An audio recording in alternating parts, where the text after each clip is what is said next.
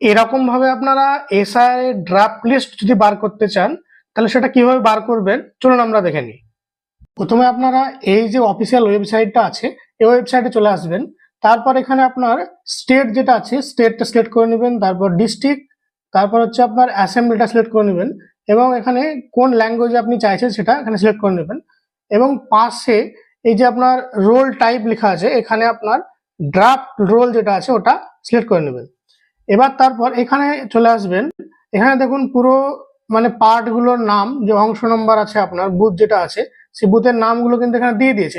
আপনার বুথের যে পার্ট নাম্বার সেটা এখানে সার্চ করে নেবেন, তারপর এখানে সিলেক্ট করে নেবেন। তাহলে এই যে ক্যাপচাটা আছে এই ক্যাপচাটা আপনারা দিয়ে দিবেন। তারপর পাশে দেখুন ডাউনলোড সিলেক্টেড পিডিএফস, তো এটা ক্লিক করবেন। তারপর দেখুন এখানে স্ট্যাটাস প্রোগ্রেস, তাহলে আপনার এটা সাকসেসফুল হয়ে গেলে কিন্তু আপনার যে ড্রাফট রোল সেটা কিন্তু দেখুন আমার এখানে কিন্তু ডাউনলোড হয়ে গেছে। দেখুন এখানে কিন্তু আমার ড্রাফট রোল যেটা আছে ওটা কিন্তু আমি পুরো পেয়ে গেছি। তো এখান থেকে এরকম ভাবে আপনারা আপনার যে এসআইআর এর ড্রাফট রোল সেটা আপনারা ডাউনলোড করে নিতে পারবেন।